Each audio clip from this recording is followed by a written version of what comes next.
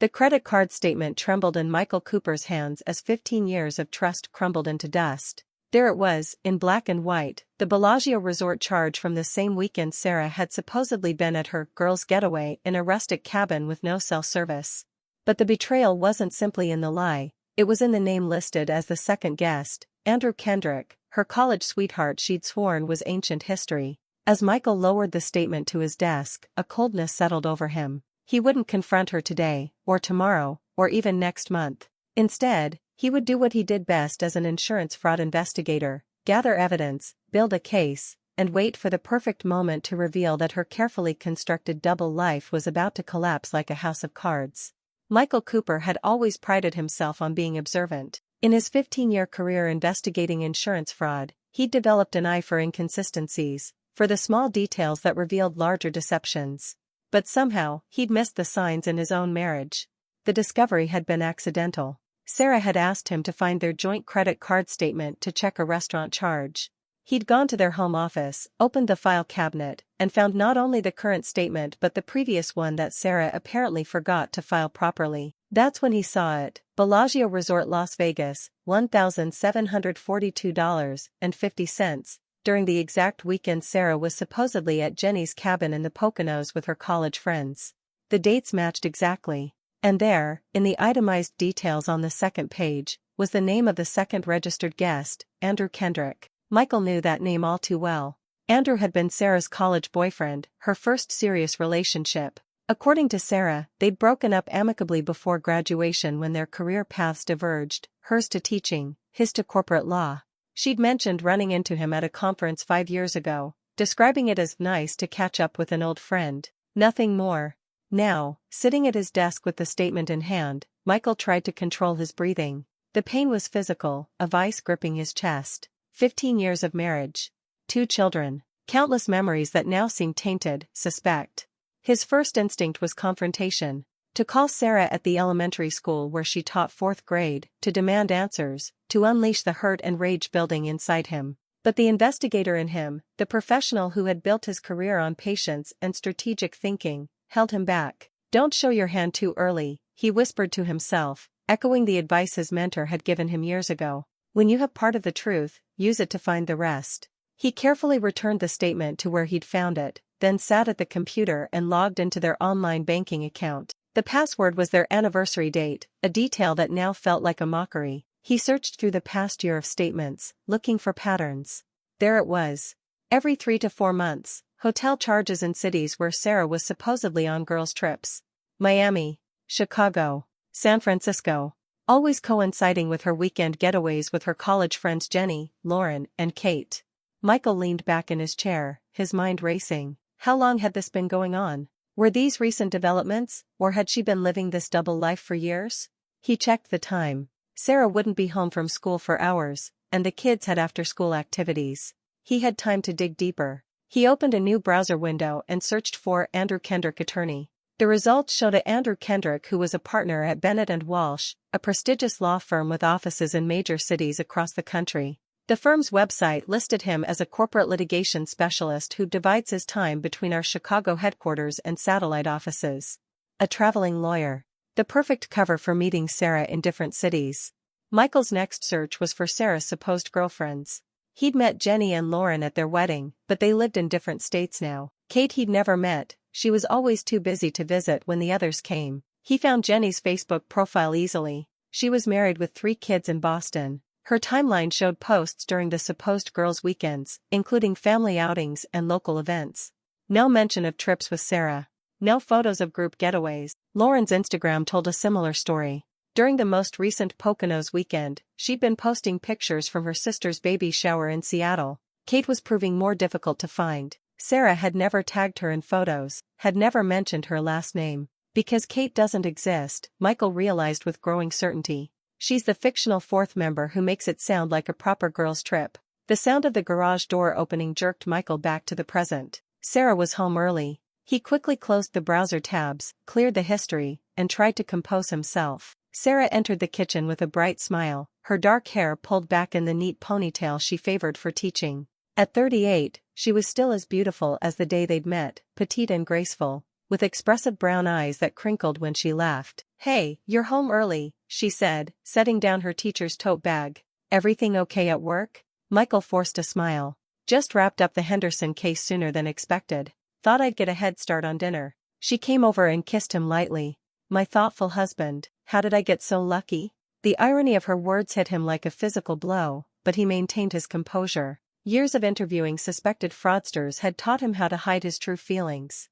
"Just doing my part," he replied. "How were the kids this morning?" As Sarah chatted about their daughter Emma's science project and their son Jack's basketball practice, Michael observed her with new eyes. Was there any sign of her deception? Any tell he'd missed all these years?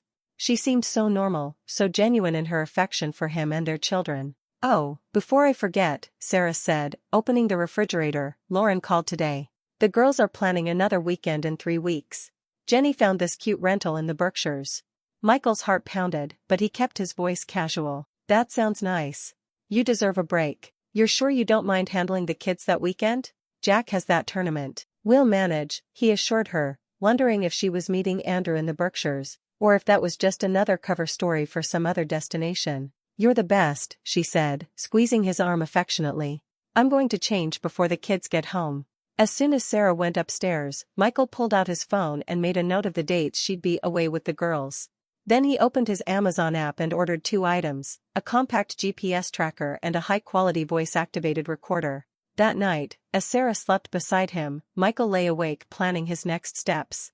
He wasn't just going to confirm her infidelity, he was going to document the full extent of her deception. Not for divorce court, though that might come later, but for his own peace of mind. He needed to know how long, how often, how deep the betrayal went. The GPS tracker arrived 2 days later in discreet packaging. Michael told Sarah it was a phone charger he'd ordered for work. That weekend, while Sarah took the kids to a movie, he carefully installed it in her car, tucking it into the space beneath the passenger seat where it wouldn't be discovered during routine cleaning. The voice recorder went into her weekend travel bag, sewn into the lining of an interior pocket she rarely used. Michael felt a twinge of guilt at the invasion of privacy, but reminded himself that she had shattered the trust between them first. Now began the waiting game. For the next 3 weeks, Michael played the role of devoted husband perfectly. He brought Sarah flowers just because, helped the kids with homework, and suggested they plan a special anniversary trip for their upcoming 16th. "Maybe Napa Valley," he proposed over dinner one night.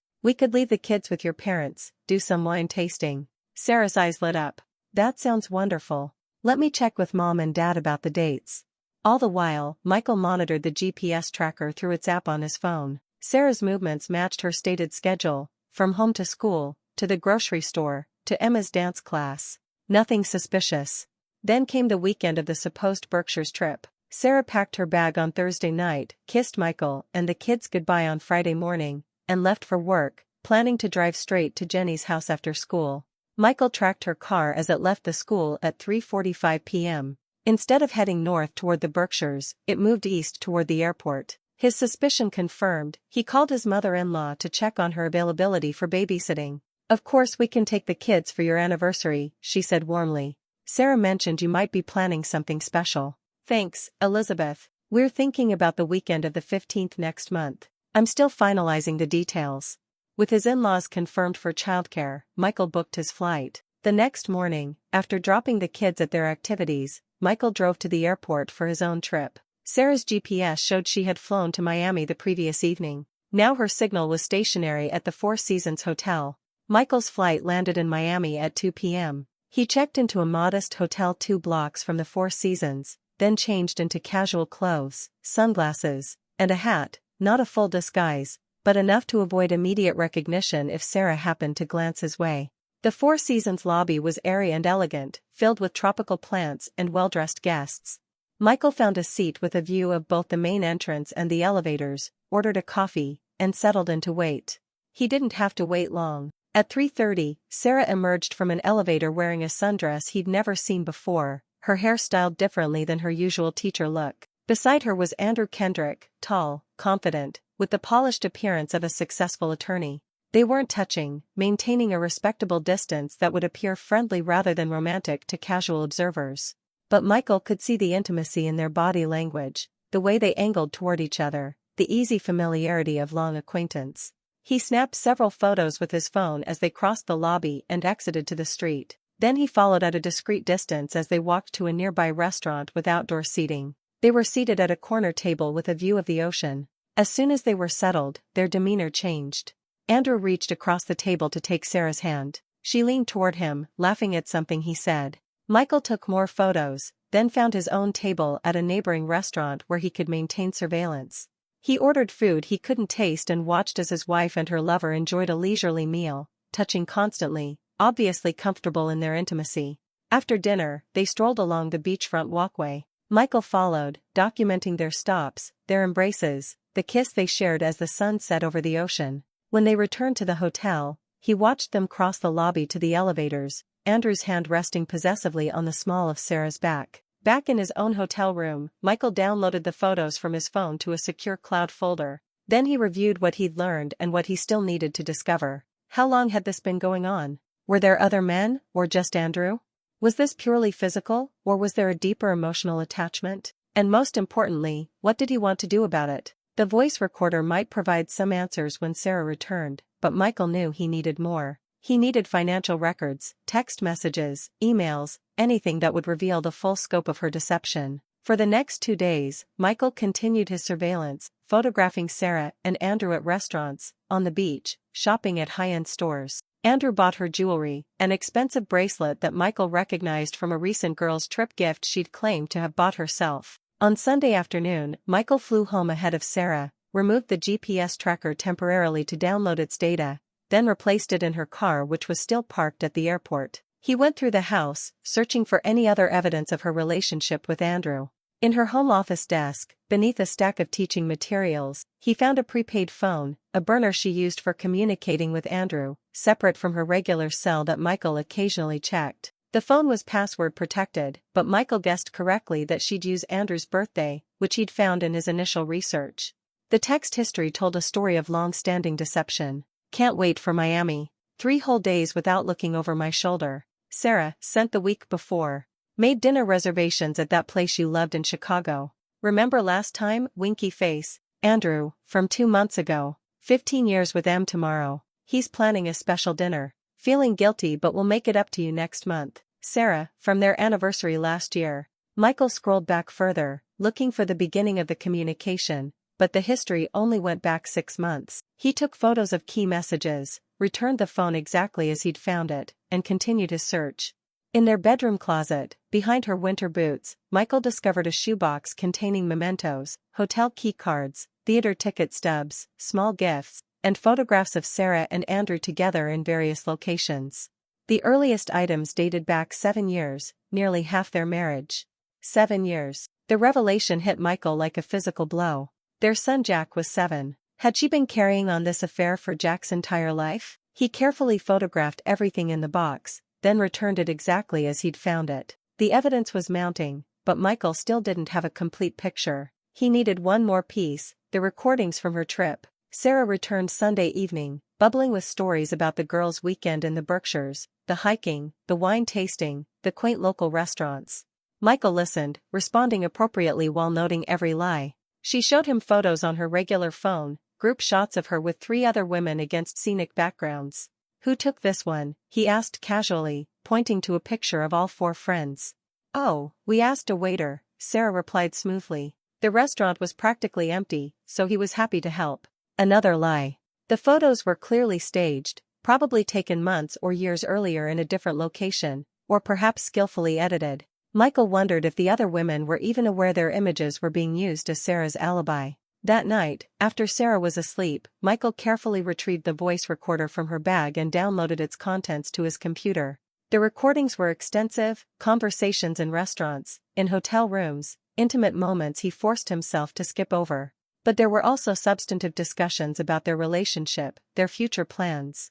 I hate all this sneaking around, Sarah's voice, slightly muffled. Sometimes I think we should just come clean. You know we can't, Andrew responded. You've said yourself, Michael would fight for full custody if he found out. And he'd win, his family has connections, and judges don't look kindly on mothers who have affairs. I know. It's just hard sometimes, living this double life. Especially when he's so trusting. Andrew's laugh was cold. That's what makes it work, babe. He suspects nothing. And once Jack goes to college in 11 years, you can file for divorce, take half of everything, and we can finally be together officially. 11 more years, Sarah sighed. At least we have these weekends. Michael stopped the recording, his mind reeling from what he'd heard. They had a long-term plan, wait until Jack was in college, then Sarah would divorce him, taking half his assets before starting a public life with Andrew. Over the next month, Michael continued gathering evidence while maintaining a perfect facade of normalcy. He documented 7 years of girls' trips that coincided with Andrew's work travel schedule. He photographed receipts, gift purchases, and the burner phone communications. He consulted discreetly with a divorce attorney, explaining the situation and exploring his options. The attorney advised him that while adultery was grounds for divorce, it rarely affected financial settlements in their state. However, the systematic deception and misuse of marital funds for the affair could potentially impact asset division.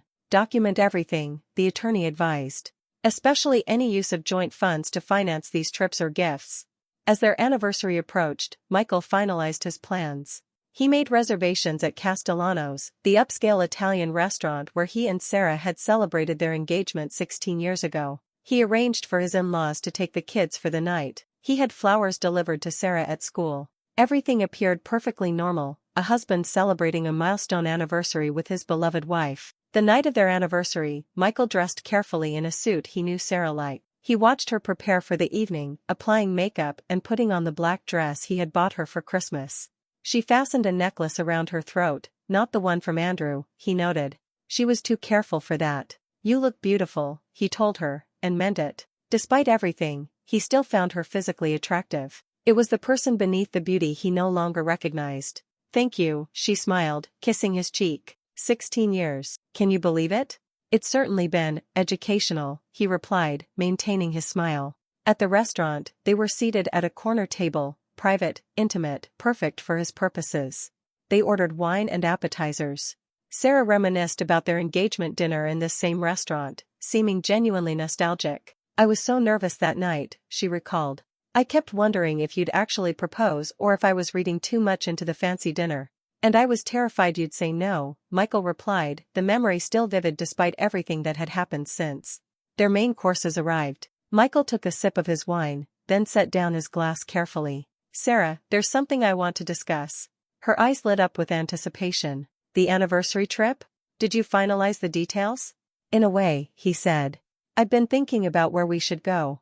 Miami, perhaps? Or Chicago? San Francisco? Las Vegas? With each city, he watched her expression change from excitement to confusion to the first flicker of alarm. Or maybe, he continued, his voice still conversational, we could try something new. The Four Seasons in Miami was lovely in February, I hear. Though I'm sure you and Andrew enjoyed it more than I would have. All color drained from Sarah's face. Her hand, reaching for her wine glass, froze in midair. Michael. She began, but he cut her off with a raised hand. Please, don't. I've heard enough lies to last a lifetime. He reached into his jacket and withdrew a small USB drive, placing it on the table between them. 7 years, Sarah. 7 years of deception, of girls' weekends that were actually romantic getaways with your college boyfriend. How did you? She whispered, her voice failing. I'm an investigator. It's what I do. And you left too many breadcrumbs. The credit card statement from the Bellagio with Andrew's name as the second guest. The burner phone in your desk. The shoebox of mementos in your closet. The GPS locations that never matched your stories. Tears welled in her eyes. Michael, please, let me explain. Explain what? How you and Andrew planned to wait until Jack left for college, then divorce me and take half of everything I built. I heard the recordings, Sarah. I know the whole plan. Her face crumpled. You've been spying on me? I've been investigating a fraud, he corrected. A systematic, long-term fraud perpetrated against me and our children. The children, she gasped. You haven't told them? No. And I don't plan to, at least not the whole sordid truth. They deserve better than that. Sarah seemed to gather herself, wiping away tears and straightening her shoulders. So what happens now? Divorce? That's entirely up to you, Michael replied, his voice steady. This drive contains everything I've discovered, photos, recordings, receipts, text messages, bank records. Enough to ensure that if we divorce, you won't be taking half of anything. Her eyes widened. You're blackmailing me? I'm presenting options. Option 1, we divorce. I use this evidence to ensure a fair settlement that accounts for your misuse of marital funds and your documented plan to defraud me. You can be with Andrew openly, but the financial outcome won't be what you planned. He took another sip of wine, watching her process his words. Option 2, we stay married, at least until the children are grown. You end things with Andrew, completely and permanently. We attend marriage counseling. We try to rebuild something that resembles a family, if not a loving marriage. In time, perhaps we can salvage something worthwhile from the wreckage. And if I choose option 2, she asked, her voice barely audible, then I keep this drive as insurance. One slip, one secret message to Andrew, one unexplained absence, and I file for divorce with this evidence in hand. Sarah stared at him, tears streaming down her face. You've thought of everything. I've had a month to plan, while you've had 7 years of practice in deception. Consider us even. The waiter approached with dessert, a tiramisu they had ordered earlier, decorated with happy anniversary in chocolate script. The sight was so incongruous with their conversation that Sarah let out a sound between a laugh and a sob. Take some time to think, Michael said, sliding the USB drive back into his pocket. We don't have to decide tonight. As Sarah struggled to regain her composure, Michael reflected on the journey that had brought them to this moment. The accidental discovery, the patient investigation, the cold clarity of knowing exactly who his wife had become and what she had planned for him. He had given her options, but in truth, he wasn't sure which one he wanted her to choose. Could they rebuild after such a profound betrayal? Was there anything left to salvage beyond the practical considerations of co-parenting? Those were questions for tomorrow. Tonight, he had accomplished what he set out to do, take back control of his life and ensure that Sarah's carefully constructed house of lies came tumbling down around her. Happy anniversary, Sarah, he said softly, raising his wine glass in a toast. Here's to the truth, however painful it might be. The drive home from Castellanos was silent, the tension between Michael and Sarah thick enough to cut with a knife. Sarah stared out the passenger window, her tear-streaked makeup a stark contrast to the carefully applied face she'd presented at the beginning of the evening. Michael kept his eyes on the road, hands gripping the steering wheel at precisely 10 and 2, his knuckles white. When they reached their colonial-style home in the suburbs, Michael pulled into the garage and turned off the engine. Neither made a move to get out. The kids are at your parents' until tomorrow afternoon, Michael said finally. We have time to talk, if you want. Sarah nodded almost imperceptibly, then exited the car. Michael followed her inside, watching as she mechanically hung up her coat and kicked off her heels.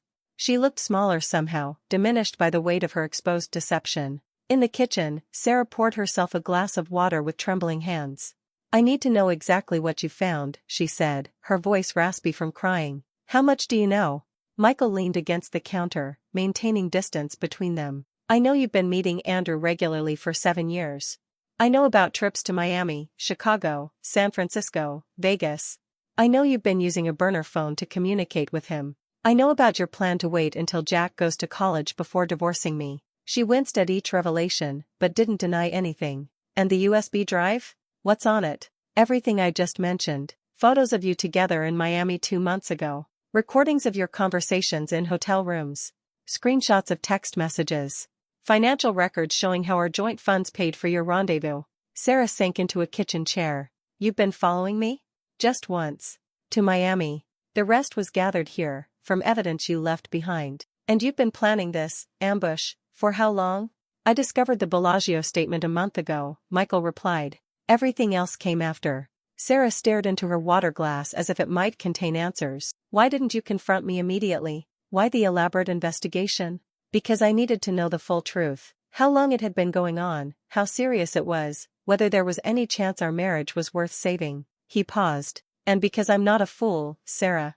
I've seen enough fraud cases to know that confronting someone too early just gives them a chance to destroy evidence and concoct better lies. She flinched at the word fraud but didn't argue with his characterization. So what now? She asked, finally looking up at him. You laid out 2 options at the restaurant. Are those the only choices I have? Do you have an alternative to suggest? Michael asked, genuinely curious what she might propose. Sarah was silent for a long moment. I don't know, she admitted finally. I never expected to be caught. That sounds terrible, doesn't it? She gave a humorless laugh. 7 years of deception, and I never had an exit strategy. Except waiting for Jack to leave for college, Michael reminded her. That wasn't. She began, then stopped herself. Yes.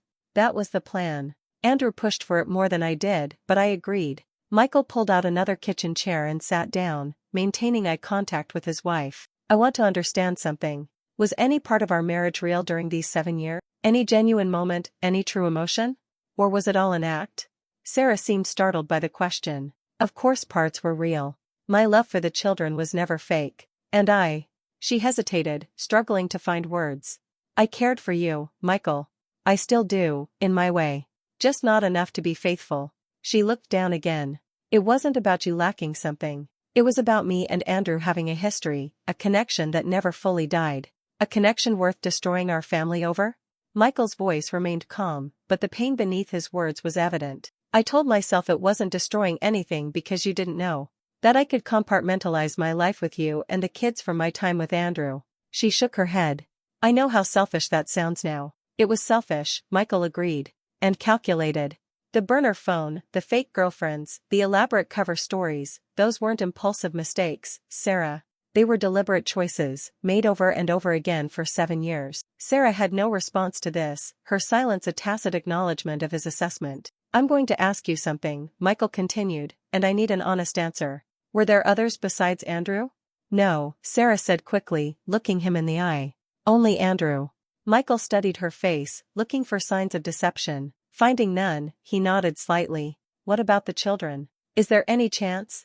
They're yours, she interrupted firmly. Both of them. I've never been pregnant by anyone but you. This, at least, was a relief. Though Michael had seen no evidence suggesting the children weren't his, the question had lurked in the back of his mind since discovering her infidelity. Does Andrew know you've been caught? He asked. Sarah shook her head. I haven't had a chance to contact him. What do you think he'll do when he finds out? She considered this. I don't know. Run, probably. Andrew isn't. He doesn't handle complications well. 7 years doesn't suggest someone afraid of commitment, Michael observed. 7 years of secret weekends isn't the same as standing by someone through a messy divorce and custody battle, Sarah replied. Andrew likes things clean, controlled. This, she gestured vaguely at the situation between them, is neither. Michael found himself believing her assessment. From what he'd seen and heard of Andrew Kendrick, the man enjoyed the excitement of the affair without the complications of real-life responsibilities. Have you decided what you want to do? He asked. Option 1 or option 2? Sarah looked surprised. You're still offering both options? Even after tonight? I said I would, and I meant it. Michael's expression was unreadable. But I need to know soon. I can't stay in limbo indefinitely. I need to think, Sarah said. It's a lot to process. You have until tomorrow night, Michael told her, standing up.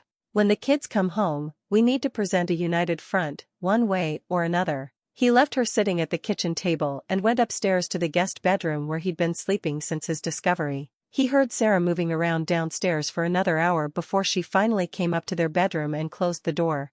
Michael lay awake most of the night, his mind replaying fragments of the evening's confrontation, snippets of recorded conversations between Sarah and Andrew, images of them together in Miami. The pain was still acute, but it had evolved into something more complex, a mixture of grief for what he'd lost and grim determination to protect what remained of his family, especially his children. Around dawn, he finally drifted into a restless sleep, only to be awakened by his phone 2 hours later. The screen showed a number he didn't recognize. Hello? He answered groggily. Is this Michael Cooper? A male voice asked. Yes, who's this? Andrew Kendrick. Michael was instantly alert. How did you get this number? It was in Sarah's regular contacts. She called me this morning, quite distraught. Andrew's voice was smooth, professional, the voice of a man accustomed to difficult negotiations. I think we need to talk. I have nothing to say to you, Michael replied coldly. Perhaps not, but you might want to listen. I understand you've put Sarah in an untenable position. I'd like to propose an alternative arrangement. Michael almost laughed. You can't be serious. I'm very serious, Mr. Cooper. Sarah is clearly torn between her obligations to your children and her feelings for me. I believe there's a more humane solution than the ultimatum you presented. And what would that be? Michael asked, curiosity overriding his initial impulse to hang up. A gradual transition. Sarah and I acknowledge our relationship openly. You and Sarah begin divorce proceedings, but with an extended timeline that prioritizes the children's adjustment. Everyone behaves like adults instead of resorting to threats and surveillance. Michael sat up in bed, processing Andrew's audacity. Let me get this straight. You've been sleeping with my wife for 7 years, planning to take half of everything I built, and now you want to negotiate a humane solution? The financial aspects are negotiable, Andrew replied smoothly. I'm quite comfortable in my own right. This isn't about money. Then what is it about? Love? Michael didn't bother hiding his skepticism. Yes, actually. I've loved Sarah since college. We should never have broken up in the first place. And yet you waited 7 years to suggest she leave me. 7 years of sneaking around, of elaborate lies. That was Sarah's choice, Andrew said. She wasn't ready to disrupt the children's lives. I respected her decision. How noble of you, Michael replied sarcastically. And now you're ready to play stepfather? I'm ready to stop living in the shadows. Sarah deserves better than being forced to choose between her children and her own happiness. Michael felt a surge of anger. Sarah chose to betray her marriage vows. Sarah chose to lie to me and our children for 7 years. Those were her choices, not something I forced on her. Andrew sighed, the sound of a man dealing with someone he considered unreasonable. I understand you're hurt, Michael. But consider what's best for everyone going forward, including your children. I am considering my children. That's why I've given Sarah the option to end her affair with you and try to repair our family. And if she doesn't choose that option? If she chooses me? Then she accepts the consequences of that choice, including a divorce settlement that reflects her years of financial deception. There was a pause on the line. Sarah mentioned you have some sort of evidence. Extensive evidence, Michael confirmed. Enough to ensure she doesn't profit from her betrayal. I see. Andrew's tone changed subtly. Would you be open to negotiating a financial settlement directly? One that might be more generous than what a court would award given your evidence? Michael realized what Andrew was offering, essentially, a bribe to make the evidence disappear. The lawyer was looking for a way to get what he wanted while minimizing the financial impact. No, Michael said firmly. This isn't a negotiation, Mr. Kendrick. These are the options available to Sarah. She has until tonight to decide. That's not much time for such a significant decision. She's had 7 years to think about what she really wants. Another day won't make a difference. Andrew's voice hardened. I hope you understand what you're doing, Michael. Cornered people sometimes make desperate choices. Is that a threat? Michael asked, his own voice dangerously quiet. An observation. Sarah is under tremendous emotional pressure. If she chooses to stay with you out of fear rather than love, how do you think that will affect your children in the long run? Goodbye, Mr. Kendrick, Michael said, ending the call before the lawyer could respond. He sat on the edge of the bed, processing the conversation. Andrew's call suggested several things. First, that Sarah had indeed contacted him about the situation. Second, that Andrew was at least claiming to be willing to commit to a relationship with Sarah. And third, that he was concerned enough about the evidence Michael had gathered to attempt to neutralize it. The house was quiet. Michael went to the window and saw that Sarah's car was gone from the driveway. He checked his phone and found a text she'd sent while he was asleep, gone for a drive to think. Back before the kids come home. Michael showered and dressed, then went downstairs to make coffee. As the machine gurgled, he found himself standing in the doorway of their family room, looking at the photos on the walls. Sarah and him on their wedding day. Emma as a toddler, grinning with a mouthful of birthday cake. Jack riding his first bicycle. Family vacations, holiday gatherings, ordinary moments transformed into memories. How many of these moments had been genuine for Sarah? How many had she been present for physically while emotionally checked out, perhaps thinking of Andrew? The coffee maker beeped, pulling Michael from his thoughts. He poured himself a cup and sat at the kitchen counter, opening his laptop to check emails. Among the usual weekend messages was one from his divorce attorney, responding to his update about the confrontation with Sarah. Michael, your approach was well executed and your options clearly presented. If she chooses to contest a divorce, the evidence you've gathered will be valuable in negotiating a settlement. However, I should caution you about recordings made without consent. In our state, both parties must consent to being recorded. While this evidence may help in private negotiations, it could be problematic in court. Let me know how she responds to your options, and we can discuss next steps accordingly. David Miller, ESQ. Michael made a mental note to call David on Monday. While he hoped Sarah would choose option 2, staying and trying to rebuild some version of their family, he needed to be prepared for option 1. Around noon, Sarah's car pulled into the driveway. Michael watched through the kitchen window as she sat in the driver's seat for several minutes before finally getting out. When she entered the house, her face was composed, eyes clear. She'd clearly made a decision. We need to talk, she said, setting her purse on the counter. All right, Michael replied, closing his laptop. The kids will be home in a few hours. Sarah poured herself a cup of coffee and sat across from him at the counter. I got a call from Andrew this morning. I know. He called me too. Surprise flashed across her face. He called you? What did he say? He proposed a more humane solution than my ultimatum. A gradual divorce with an acknowledgement of your relationship. Michael studied her reaction. He also offered to negotiate a financial settlement directly, bypassing the evidence I've collected. Sarah's eyes widened. He did what? Tried to buy me off, essentially. Michael took a sip of coffee. I declined. I didn't ask him to do that, Sarah said quickly. I just told him what happened last night. That you knew everything. And what did he say when you told him? Sarah looked down at her coffee cup. He said we could still make it work. That he'd help me through the divorce. That he's wanted us to be together openly for a long time. Do you believe him? She hesitated. I don't know. I want to. But this morning, when I was driving and thinking about everything, I realized something. Andrew has always been the fantasy, the escape from real life. What we had was exciting because it was secret, forbidden. She looked up, meeting Michael's eyes. I'm not sure it would survive in the daylight, with real-world problems and 2 children who would hate me for breaking up their family. Michael kept his expression neutral, waiting for her to continue. I've made a decision, Sarah said after a moment. I choose option 2. I'll end things with Andrew. Completely and permanently. We'll go to counseling. We'll try to rebuild. Michael had anticipated this choice. It was the path of least resistance, the option that allowed Sarah to maintain her relationship with her children and her standard of living. But he needed to be sure it wasn't just a tactical retreat. Why? He asked simply. Why choose to stay? Because I love our children more than anything. Because, despite everything, this is the life I built and I'm not ready to burn it all down. She reached across the counter, not quite touching his hand. And because I do care about you, Michael.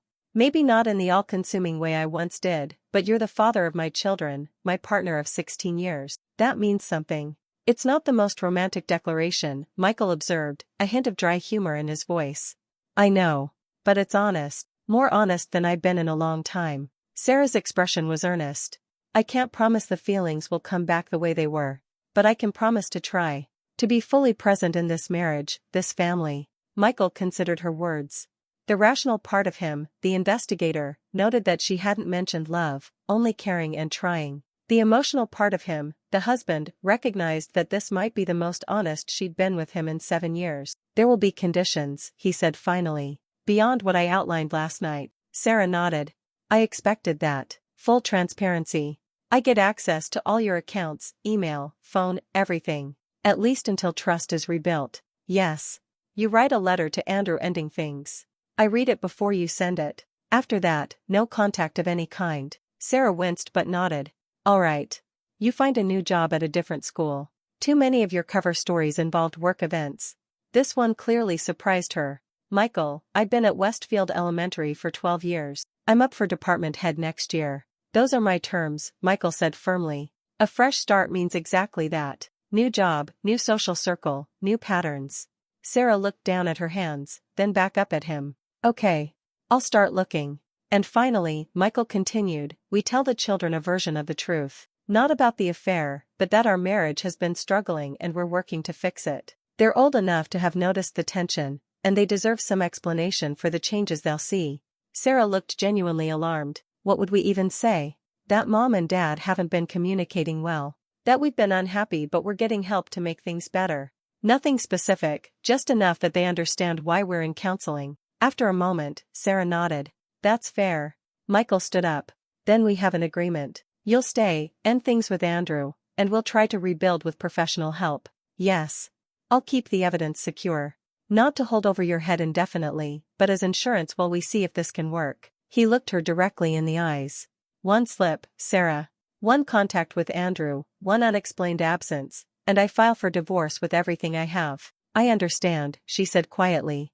I won't give you a reason to use it. The sound of a car pulling into the driveway interrupted them, Michael's in-laws dropping off Emma and Jack. The kids are home, Michael said unnecessarily. We present a united front, starting now.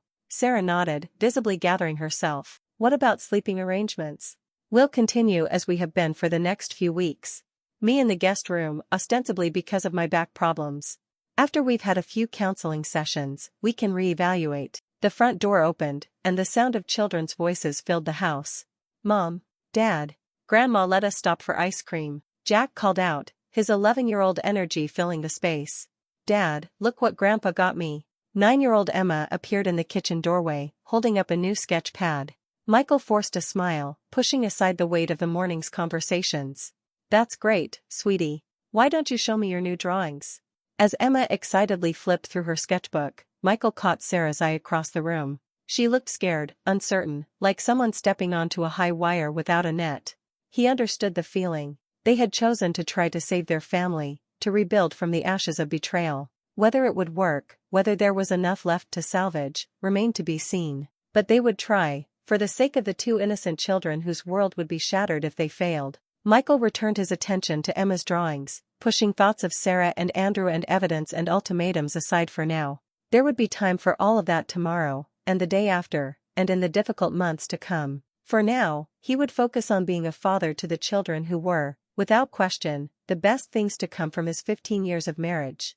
The real work, the counseling, the rebuilding of trust, the painful dismantling of 7 years of deception, was just beginning. But for this moment, watching his daughter proudly display her artistic creations, Michael allowed himself to believe that he had made the right choice in offering Sarah a path to redemption, however narrow and fraught with difficulty it might be. Whether she would successfully walk that path remained to be seen. 6 months into their attempt at reconciliation, Michael sat in his car outside Dr. Levine's office, gathering his thoughts before their weekly marriage counseling session. The half-year mark felt significant, long enough to assess whether their efforts were bearing fruit, yet still early in what Dr. Levine called the healing journey. The past 6 months had been the most challenging of Michael's life, more difficult than the month he spent investigating Sarah's betrayal, more painful than the night he confronted her at Castellano's. The day-to-day work of rebuilding a marriage from the ashes of infidelity was grueling, emotionally exhausting labor. Sarah was already inside, having driven separately from her new teaching position at a private school 30 minutes away. The job change had been difficult for her, lower pay, longer commute, starting over with new colleagues, but she'd accepted it without complaint, recognizing it as a necessary part of their fresh start. Michael checked his watch, then entered the building. In the waiting room, Sarah sat flipping through a magazine, though he doubted she was actually reading it. She looked up when he entered, offering a tentative smile. "Hi," she said. "How was your day?" "Productive," he replied, taking the seat beside her. Closed the Westridge case finally. Their conversation remained cautiously polite as they waited for Dr. Levine. The raw anger that had characterized their early sessions had gradually evolved into a wary civility. Progress, Michael supposed, though far from the easy companionship they'd once shared. Dr. Levine opened her office door precisely on time. "Sarah, Michael, come on in." The office was comfortable and neutral, sofas arranged to facilitate conversation without forcing confrontation, muted colors, discreet boxes of tissues placed within easy reach. They'd spent many difficult hours in this room, excavating the wreckage of their marriage. "Today marks 6 months since you began counseling," Dr. Levine noted, consulting her notes. "I thought we might use this session to assess your progress and discuss next steps." Michael and Sarah nodded in agreement. "Let's start with the positives," Dr. Levine suggested. "What's improved since we began our work together?" Sarah spoke first. "Communication, definitely. We're talking more openly than we have in years, not just about the affair, but about everything, the kids, work, daily life." "Michael?" Dr. Levine prompted. "Transparency," he offered after a moment's thought. "Sarah has kept her promises about access to accounts and communications. There have been no unexplained absences, no suspicious behaviors." Dr. Levine made a note. "And what remains challenging?" Michael and Sarah exchanged glances, each hesitant to go first. "Trust," Michael finally said. "I'm not constantly suspicious anymore, but full trust hasn't returned. I'm not sure it ever will." Sarah nodded, accepting his assessment. "For me, it's intimacy. We're co-parenting effectively, we're communicating, but there's still a distance between us. Emotionally and physically." This was accurate. They'd resumed sharing a bedroom 3 months ago, but physical intimacy had been infrequent and somewhat mechanical, more a function of physical need than emotional connection. "These are common challenges in recovery from infidelity," Dr. Levine assured them. "Trust and intimacy are often the last elements to be rebuilt." She looked at Michael. "You mentioned trust may never fully return. Can you elaborate?" Michael chose his words carefully. "I've accepted that our marriage will never be what it was before. The innocence is gone. I don't constantly check Sarah's phone or track her location anymore, but there's always a voice in the back of my mind asking what if. That's understandable, Dr. Levine said. Sarah, how do you respond to that? Sarah looked directly at Michael. I understand why he feels that way. I've created this situation with my choices. All I can do is continue to be transparent and hope that eventually the voice gets quieter, even if it never completely disappears. And what about the intimacy issues you raised? Dr. Levine asked. Sarah hesitated. Sometimes I feel like Michael is going through the motions. Like he's committed to saving our family, but not necessarily to loving me again. The observation stung partly because it contained a kernel of truth. Michael had been focused on rebuilding a functioning family unit, on creating stability for Emma and Jack. Reconnecting emotionally with Sarah had been secondary. Michael? Dr. Levine prompted. There's some truth to that, he admitted. I'm trying, but it's difficult to be vulnerable with someone who hurt me so deeply. Dr. Levine nodded. That's a very honest response. Vulnerability requires trust, and as you've noted, trust is still a work in progress. She made another note before continuing. Let's talk about Andrew. Has there been any contact since the letter ending the relationship? None, Sarah said firmly. I haven't seen or spoken to him since that day. Michael confirmed this was consistent with his observations. After Sarah had sent the letter ending her relationship with Andrew, which Michael had reviewed as agreed, the lawyer had made several attempts to contact her, calls, texts, even flowers delivered to their home. Sarah had maintained no contact, blocking his number and returning the flowers unopened. Eventually, Andrew had stopped trying. Good, Dr. Levine said. Now, what about the children? How are they adjusting to the changes? They've noticed the difference, Michael said. Not just between Sarah and me, but the job change, the counseling appointments. We told them what we agreed on, that we were working through some problems in our marriage. Emma asks more questions, Sarah added. Jack seems to accept our explanation, but Emma watches us carefully. She knows something significant happened. Dr. Levine made another note. Children are perceptive. They may not understand the details, but they sense the emotional currents.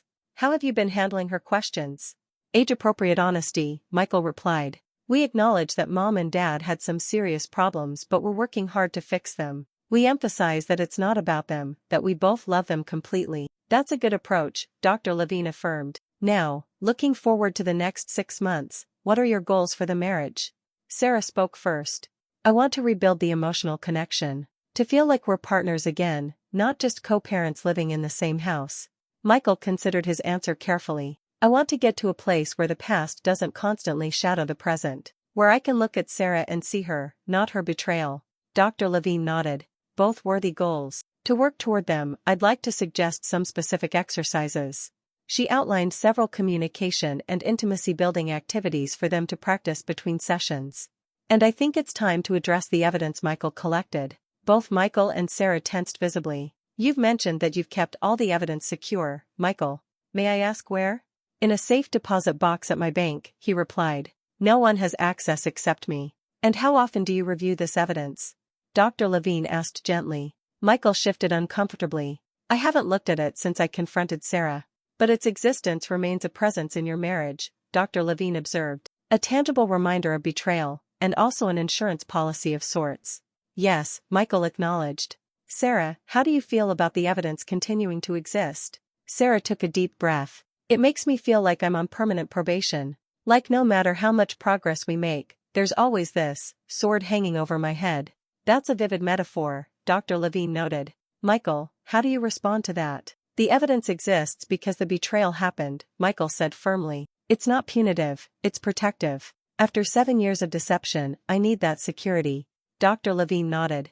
Both perspectives are valid. However, I'd like to propose something for you to consider. Perhaps there could be a timeline for addressing the evidence, not necessarily destroying it, but discussing its role in your relationship as you continue to heal. Neither Michael nor Sarah responded immediately to this suggestion. Finally, Michael spoke. I'm not ready to discuss destroying it. I understand, Dr. Levine said. We can revisit this in future sessions.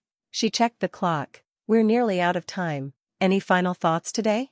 I have a question, Sarah said hesitantly. It's been 6 months. We're making progress, but sometimes it feels like we're just going through the motions of marriage without the emotional connection. How do we know if we're actually healing or just prolonging the inevitable?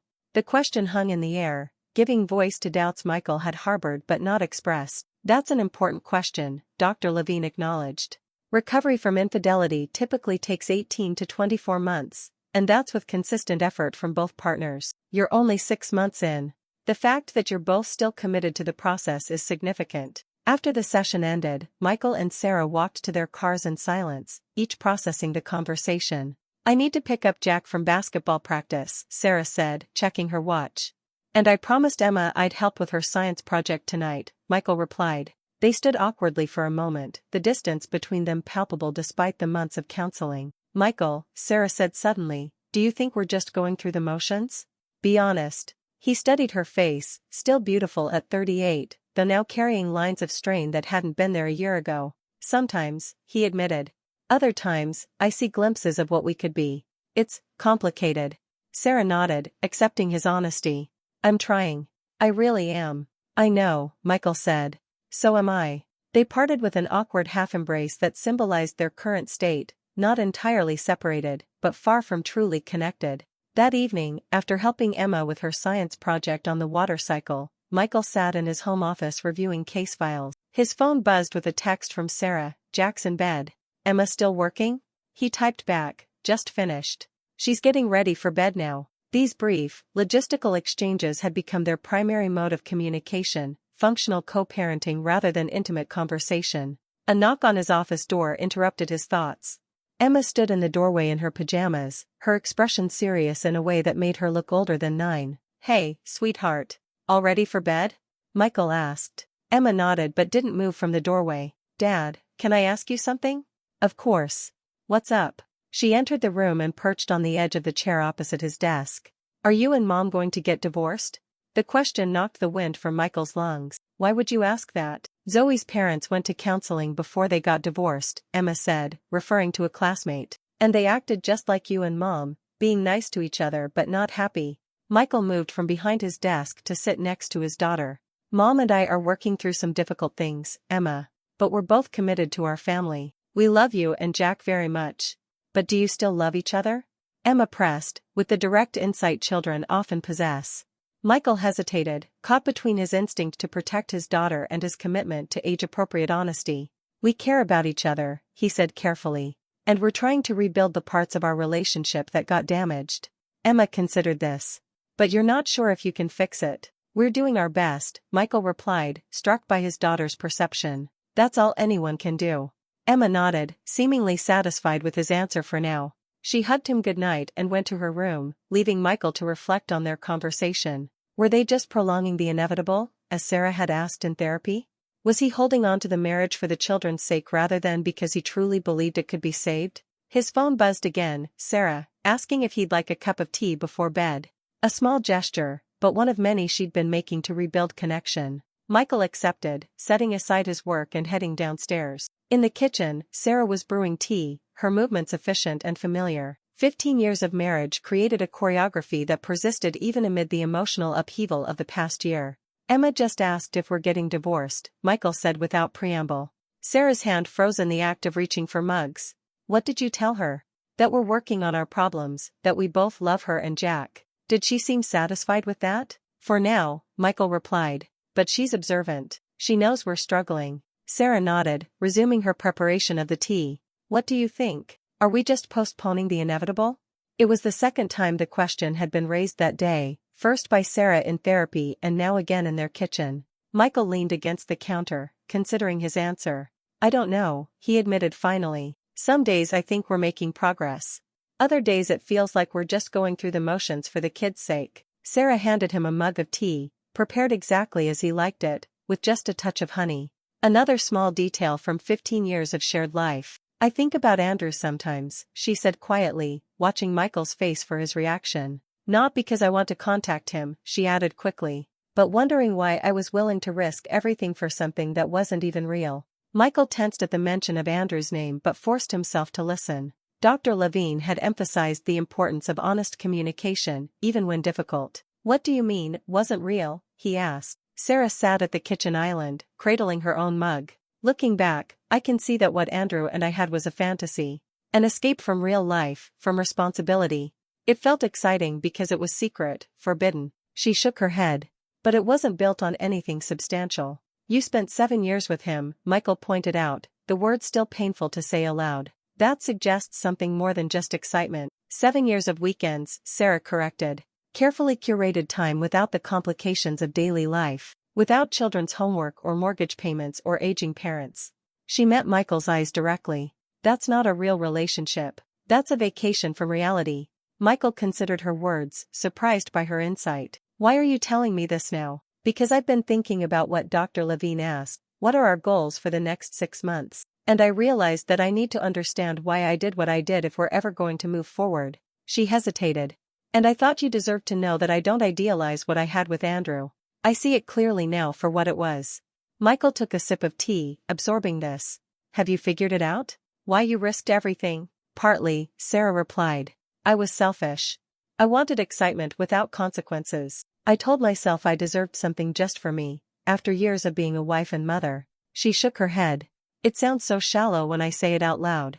It does, Michael agreed, not softening the truth. But I appreciate your honesty. They drank their tea in silence for a few moments, the late-night quiet of their house enveloping them. I keep thinking about what Emma asked, Michael said finally, about whether we still love each other. I didn't know how to answer. Sarah looked down into her tea. What would you have said if you'd answered honestly?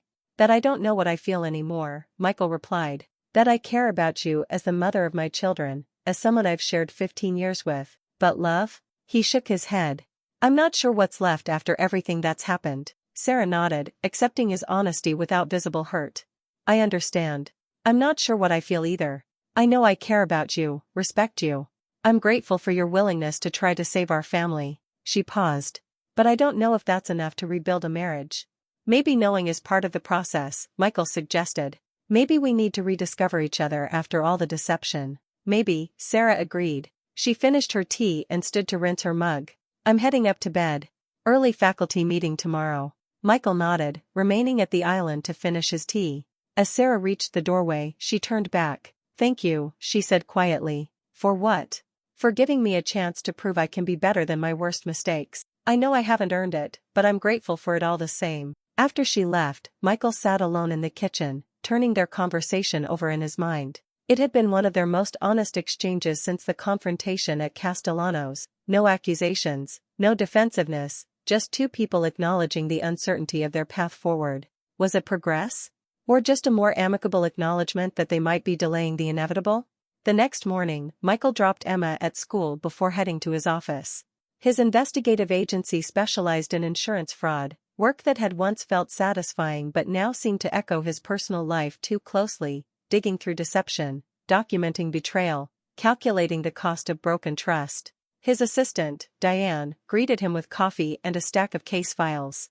Conference call with Hartford Insurance at 10, and the Petersons want an update on their claim investigation. Michael thanked her and settled at his desk, trying to focus on work rather than his personal situation. The morning passed quickly, filled with calls and reports.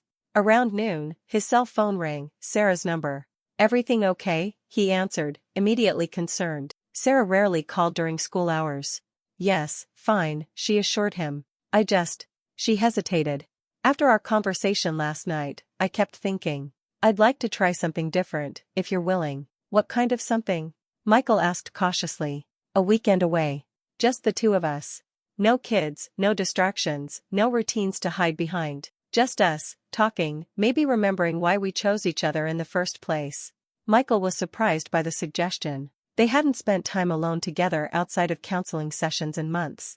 What about the kids? My parents could take them, Sarah suggested. They'd been asking to have them for a weekend anyway. Michael considered the proposal. Part of him was hesitant. A weekend away felt like moving backward, recreating the vacation from reality that Sarah had just acknowledged was no foundation for a relationship. But another part recognized the potential value in stepping outside their daily patterns. I'll think about it, he said finally. Okay, Sarah replied, a note of disappointment in her voice. Just let me know. After they hung up, Michael sat staring at his phone. A weekend away. Was it a genuine attempt to reconnect, or just another form of avoidance? And why was he so resistant to the idea? The answer came to him with uncomfortable clarity. He was afraid. Not of Sarah resuming contact with Andrew, he was reasonably confident that relationship was truly over. No, he was afraid of what might happen if they spent concentrated time together and discovered there was nothing left to save. It was easier to maintain the current holding pattern, going through the motions of reconciliation without risking the final disappointment of failure. His phone buzzed with a text from Dr. Levine, a follow-up to their session. Vulnerability requires courage. Consider what steps toward intimacy you're willing to take, even if they feel risky. Michael stared at the message, wondering if Sarah had already spoken to Dr. Levine about the weekend away idea. Regardless, the therapist's point was valid. He'd been holding back, protecting himself from further hurt by maintaining emotional distance. He texted Sarah back, "Let's do it. Weekend away. You plan it." Her response came quickly, "Really? Are you sure?" "Yes," he replied. "Time to stop going through the motions." 2 weeks later, Michael found himself driving toward a small bed and breakfast in the Berkshires, Sarah beside him in the passenger seat. The irony of their destination wasn't lost on him. The Berkshires had been one of Sarah's fictional girls' weekend locations. When he'd pointed this out after she'd made the reservation, she'd offered to change it, but he'd declined. Perhaps there was something appropriate about reclaiming a place that had been part of the deception. The autumn colors were at their peak, the mountains a blaze of red and gold against a clear blue sky. Under different circumstances, it would have been a perfect romantic getaway. "It's beautiful up here," Sarah observed, breaking a lengthy silence. "It is," Michael agreed. The bed and breakfast was a converted Victorian farmhouse set on several acres of woodland. Their room featured a 4-poster bed, antique furnishings, and a view of the mountains. Tasteful, but not overtly romantic, Sarah had chosen well. "What would you like to do first?" Sarah asked after they'd unpacked. "There's hiking trails, or we could drive into town, or just rest a bit." "Let's hike," Michael suggested. "I could use some fresh air after the drive." They changed into casual clothes and set out on a trail that wound through the property and into the adjacent state forest. The physical activity helped ease the awkwardness between them, providing a focus other than their relationship. "Emma was excited about staying with my parents," Sarah said as they walked. "Jack too, though he tried to act cool about it." Michael smiled, thinking of their children. "Your dad promised to take them fishing. Jack's been talking about it all week." They fell into conversation about the kids, safe territory they could navigate without tension. As they hiked deeper into the forest, the trail narrowed, bringing them physically closer. When Sarah stumbled slightly on a root, Michael instinctively caught her arm to steady her. The brief contact felt significant somehow, a natural gesture uncomplicated by their history. They reached a clearing with a view of the valley below, ablaze with fall colors. By unspoken agreement, they paused to take in the scenery. "This is what I missed," Sarah said suddenly. "What do you mean?" "This," she gestured between them. "Being able to share experiences, to just be together without the weight of everything between us." Michael considered this. "We haven't been fully present with each other in a long time. Even before I discovered the affair." Sarah nodded, accepting this truth. "I started checking out emotionally long before Andrew. The affair was a symptom, not the cause." "A symptom of what?" "Disconnection. Boredom. My own selfishness." She turned to face him directly. "I'm not justifying what I did, Michael. There's no justification. I'm just trying to understand it." They continued their hike, the conversation opening doors that had been closed for months. By the time they returned to the bed and breakfast, something had shifted subtly between them, not a resolution, but a willingness to engage more directly with their situation. That evening, they had dinner at the inn's small restaurant. The intimate setting might have been uncomfortable weeks earlier, but the afternoon's conversations had created a fragile bridge between them. Over dessert, Sarah brought up the question that had hovered unspoken between them since their kitchen conversation. "Do you think there's anything left to save?" she asked quietly. "Between us, I mean. Beyond co-parenting." Michael took a sip of his wine, considering the question. "I don't know. That's the honest answer. There are moments when I see glimpses of what we had, or maybe something new we could build. And other times it feels like we're just going through the motions." Sarah nodded. "I feel the same way. Like we're in limbo between our old marriage, which is gone, and something new that hasn't quite formed yet." "Maybe that's where we need to be right now," Michael suggested. "In that in-between place. Not rushing to decide if it's over or trying to force something that isn't there." "Maybe," Sarah agreed. "Though it's an uncomfortable place to live." "It is," Michael acknowledged. "But it's honest. And we've had enough dishonesty to last a lifetime." When they returned to their room, the question of sleeping arrangements hung unspoken between them. The 4-poster bed dominated the space. There was no couch or chair that could reasonably serve as an alternative. "I can ask for a rollaway," Michael offered. Sarah shook her head. We've been sharing a bed at home for 3 months. It seems silly to change that now. They prepared for bed with the awkward courtesy of new roommates, each taking turns in the bathroom, carefully maintaining personal space. When they finally lay side by side in the darkness, Michael was acutely aware of Sarah's presence just inches away. "Michael?" Sarah's voice came softly through the darkness. "Yes? Thank you for coming this weekend. I know it wasn't easy to say yes." "It was the right thing to do," he replied. "We needed to break the pattern we'd been in." "Do you ever think about where we'd be if you hadn't found that credit card statement?" she asked. "If you'd never discovered the affair?" Michael had considered this many times. "You'd still be living a double life. I'd still be in the dark. Nothing would be real. But we'd seem happy," Sarah mused. "From the outside, at least." "Seeming happy isn't the same as being happy," Michael pointed out. "And a marriage built on deception isn't really a marriage at all." "No," Sarah agreed softly. "It isn't." In the darkness, Michael felt Sarah's hand find his, her fingers lacing through his tentatively. He didn't pull away. It was a small gesture, but in the context of their fractured relationship, it felt significant, not romantic or passionate, but human, connected. As they lay hand in hand in the darkness, Michael realized they had reached a turning point. Not reconciliation, not yet, but a willingness to face their future honestly, whether that meant rebuilding their marriage or acknowledging that it had run its course. The evidence still existed in his safe deposit box. The betrayal still colored their history. But for the first time since discovering Sarah's deception, Michael felt they were truly seeing each other, not as idealized versions or demonized caricatures, but as flawed, complex human beings trying to navigate the aftermath of profound mistakes. Whether that was enough to save their marriage remained to be seen. 1 year to the day after Michael had confronted Sarah at Castellano's, he found himself standing in the same restaurant, waiting for his wife to arrive. The symmetry wasn't accidental. He had chosen this anniversary deliberately, a bookend to the year that had changed everything. The maitre d' led him to the same corner table they had occupied that fateful night. Michael declined the wine list, preferring to wait for Sarah. Through the window, he watched the early spring rain, lost in reflection on the tumultuous year behind them. After their weekend in the Berkshires 6 months ago, something had shifted between them. Not a dramatic reconciliation or passionate reunion, but a subtle thawing, moments of genuine connection amid the ongoing work of rebuilding trust. They had continued their weekly sessions with Dr. Levine, gradually moving from crisis management to deeper explorations of their individual and shared values. Sarah entered the restaurant, shaking raindrops from her umbrella. She looked elegant in a simple blue dress Michael hadn't seen before, her hair styled differently than her usual work appearance. He stood as she approached the table. "Sorry I'm late," she said, settling into her chair. "Parent-teacher conferences ran long." "No problem," Michael replied. "I just got here myself." A waiter appeared with menus and a wine list. They ordered drinks, a ritual that once would have been automatic but now required conscious thought, as if they were still learning each other's preferences. "This feels strange," Sarah observed after the waiter departed. "Being back here, at this table." "That's why I chose it," Michael said. 1 year ago today, everything changed." Sarah nodded, her expression solemn.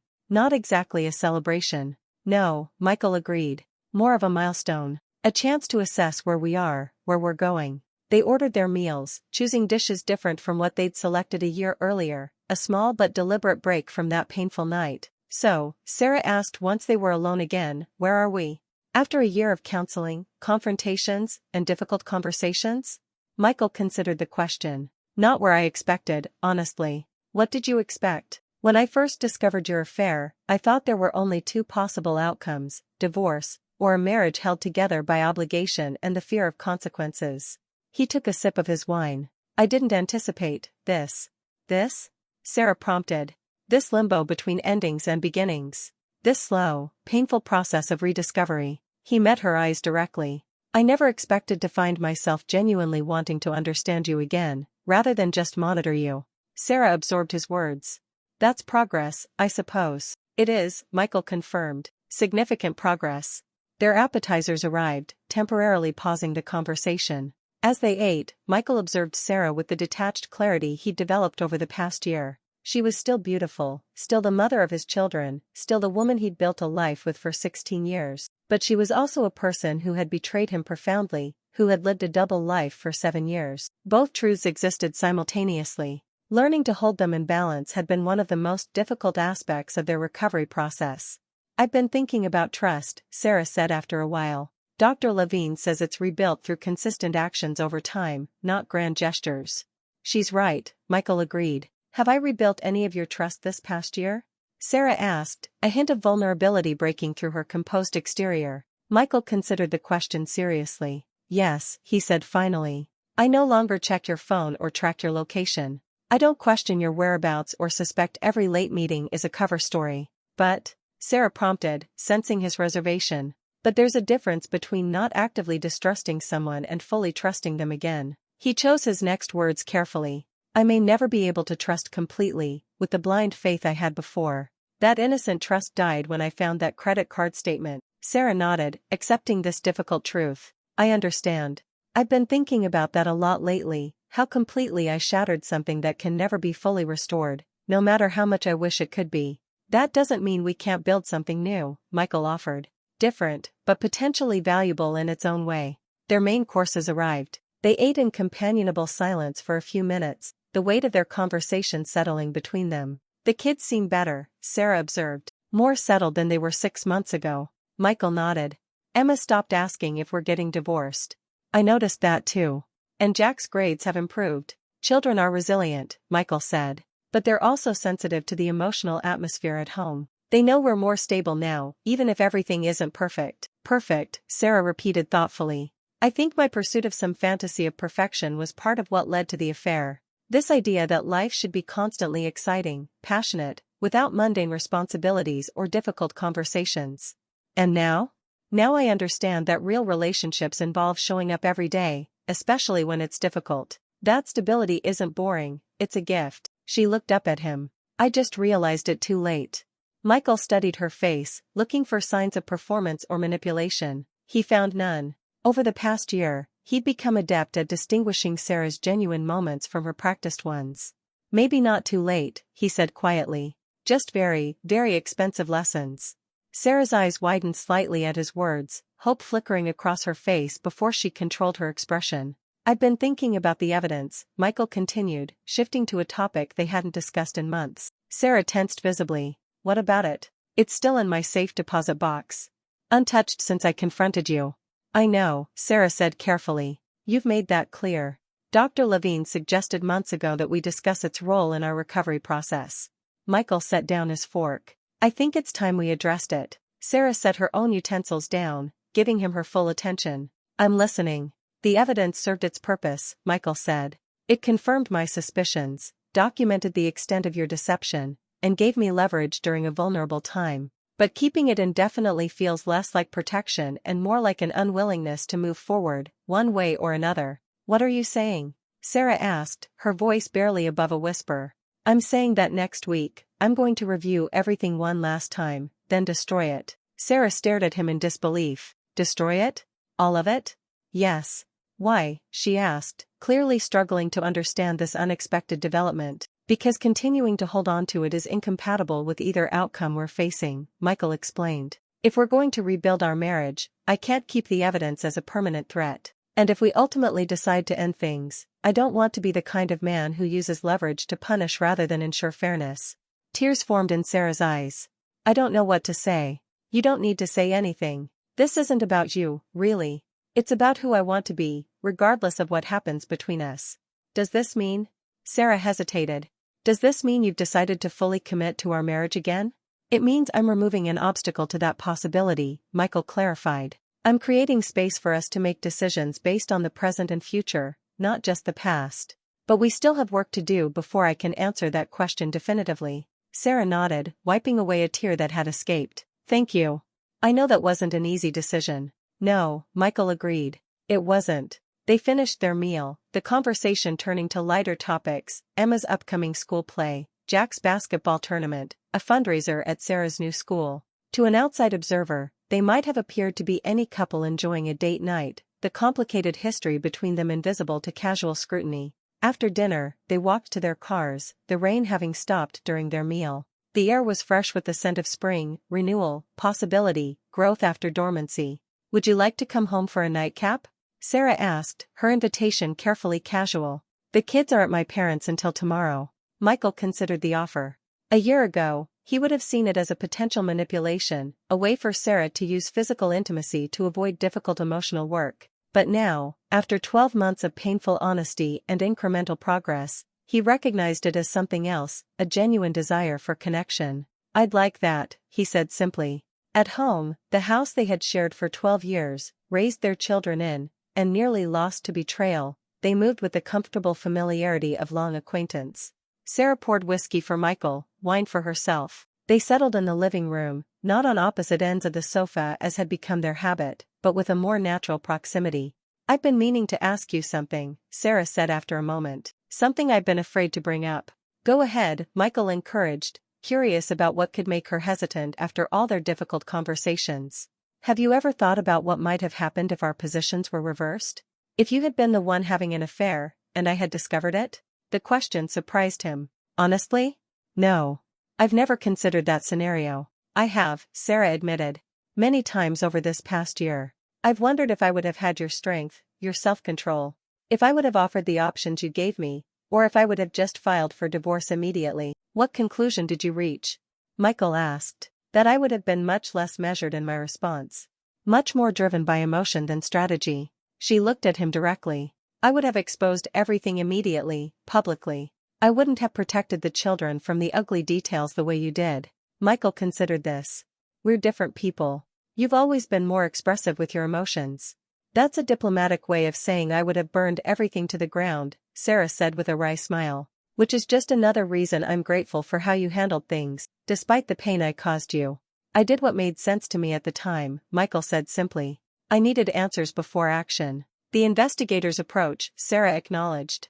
But also the approach of someone who, despite everything, didn't want to destroy his family if there was any alternative. They sat in comfortable silence, sipping their drinks. The distance between them felt different now, not the cold separation of betrayal and anger, but the thoughtful space of two people considering their shared journey and uncertain future. "I never thanked you," Michael said suddenly. "For what?" "For choosing option 2. For ending things with Andrew, for trying to rebuild our family. You could have chosen differently." Sarah shook her head. "There was never really a choice. Not once I saw everything clearly. Andrew wasn't offering love or a future, he was offering an escape from responsibility. And my children, my real life, were here with you." Michael nodded, accepting her perspective. "Still, thank you.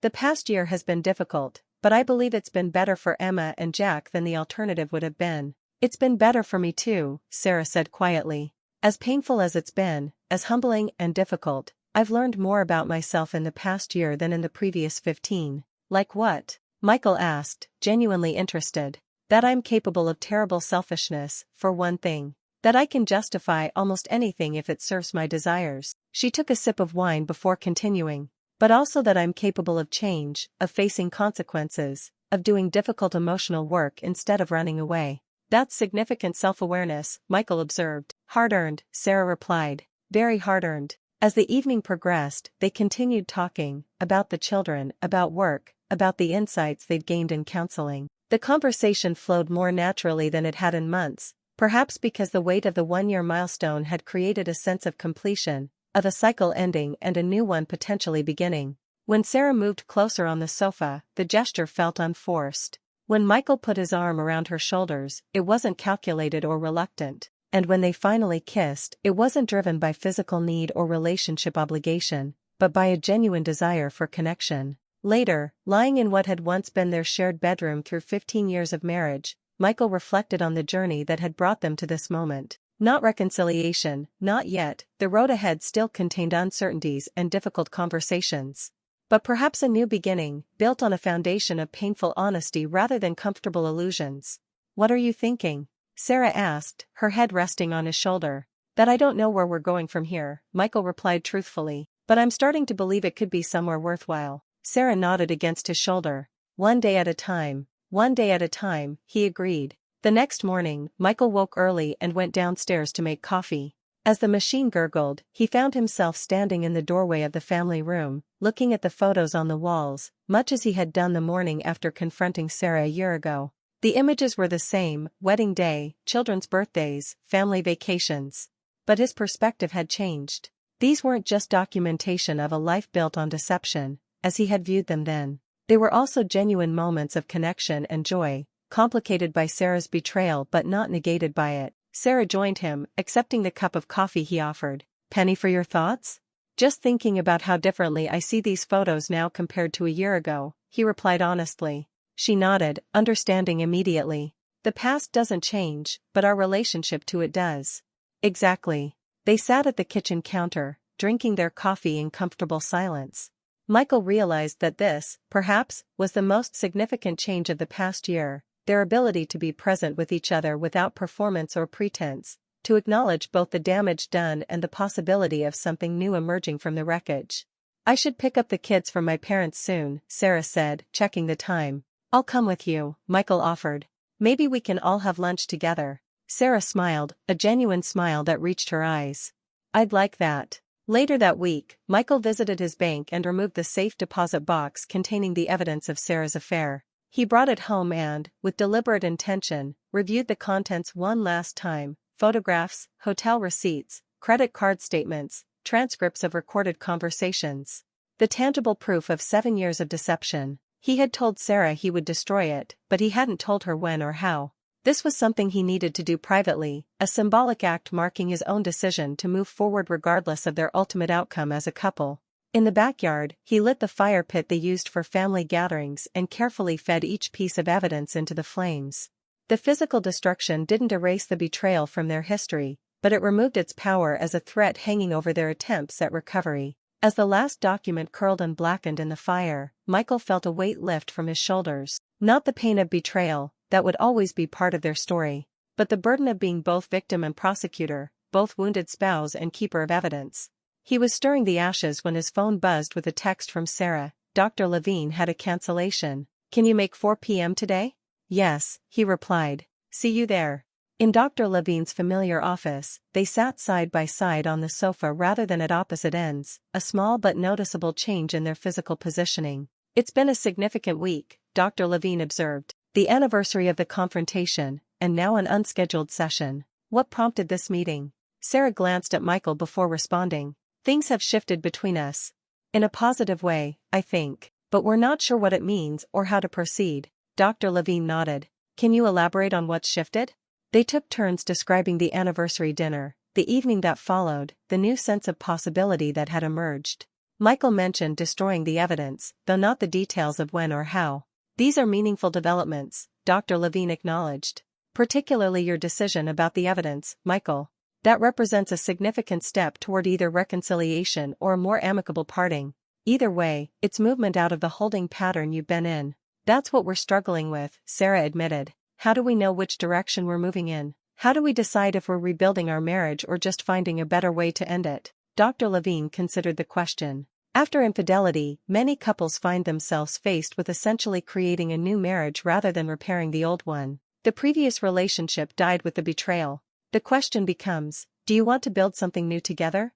"And how do we answer that question?" Michael asked. "By clarifying what each of you wants and needs in a relationship, and whether you believe the other person can provide that." Dr. Levine looked at them both. "Let's start there. Sarah, what do you want in a marriage at this point in your life?" Sarah took a deep breath. "I want honesty, both giving and receiving it. I want partnership in raising our children. I want someone who sees me clearly, not an idealized version, but the real me with all my flaws, and chooses to love me anyway." She glanced at Michael.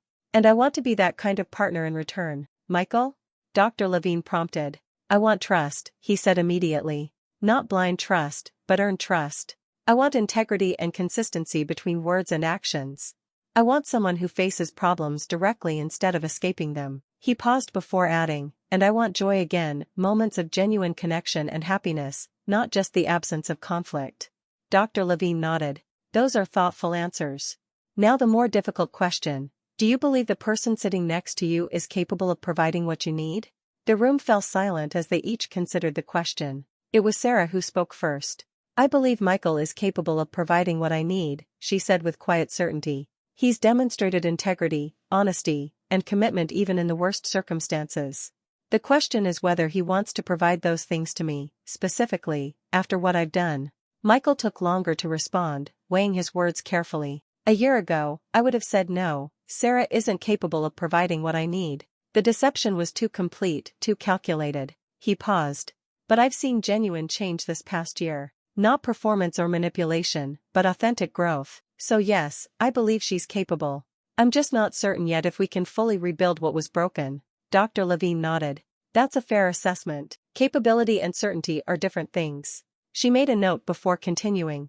I'd like to suggest something. You've been in this healing process for a year now. You've done tremendous work, individually and together. Perhaps it's time to make a more definitive decision about your path forward. What kind of decision? Sarah asked. Whether you're actively choosing to rebuild your marriage, not just avoiding divorce or going through the motions for the children's sake, but genuinely committing to creating a new relationship together. Dr. Levine looked at them both. Or whether you recognize that too much damage has been done, and it's time to end things with intention and respect. How do we make that decision? Michael asked. I can't answer that for you, Dr. Levine replied. But I would suggest taking some time, perhaps a month, to consciously live as if you've made the decision to fully recommit to each other. Not as a final choice, but as a trial period. See how it feels, whether it seems sustainable, whether it brings more healing than hurt. And after that month? Sarah asked. Then you'll have better information to make a more permanent decision, Dr. Levine said simply. As they left the session, Michael and Sarah walked to their cars in thoughtful silence. The rain had returned, a gentle spring shower that seemed fitting for the moment, cleansing, renewing, washing away the old to make room for new growth. What do you think about Dr. Levine's suggestion? Sarah asked as they reached the parking lot. The 1-month trial? Michael considered the question. I think it makes sense. We've been in this middle ground for so long, not fully committed to rebuilding, not ready to end things. A deliberate choice, even a temporary one, might provide clarity. Sarah nodded. So we try for a month, living as if we've chosen to fully recommit to our marriage. Yes, Michael agreed, with the understanding that it's an experiment, not a final decision. When would we start? Sarah asked. Michael looked at her in the soft spring rain, seeing both the woman who had betrayed him and the woman who had spent a year doing the difficult work of accountability and change. Why not now? He suggested, reaching for her hand. Sarah's fingers interlaced with his, the simple gesture carrying the weight of possibility. Now works, she said softly. They stood together in the gentle rain, neither making promises they couldn't keep nor denying the potential for something genuine to emerge from the painful journey they'd traveled. Just two people, deeply flawed and fully aware of each other's capacity for both harm and healing, choosing to take one more step forward together. Whether that step would lead to lasting reconciliation or a more compassionate parting remained to be seen. But for the first time in a year, the future held more possibility than pain, more hope than hurt. As they parted to drive home separately, old habits changing gradually rather than overnight, Michael reflected on the strange path that had led them here. It had begun with a credit card statement that exposed 15 years of marriage as partly illusion. It had continued through confrontation, investigation, ultimatums, and counseling. And it had brought them to this moment of conscious choice, eyes wide open to both the damage done and the potential for renewal. See you at home? Sarah asked before getting into her car. See you at home, Michael confirmed, the familiar phrase carrying new meaning. Whatever happened next, reconciliation or respectful parting, would be a choice made with full awareness rather than blind trust or desperate clinging. And in that awareness lay the possibility of something authentic, something earned through the painful work of the past year. The truth about her girls' weekends had nearly destroyed them, but perhaps the deeper truth they had discovered through confronting that betrayal, about themselves, about each other, about what really mattered, might ultimately save them, or at least lead them to something honest, whether together or apart. Michael drove home through the spring rain, neither optimistic nor pessimistic about what the coming month would reveal. Simply present, clear-eyed, and for the first time in a very long year, cautiously hopeful.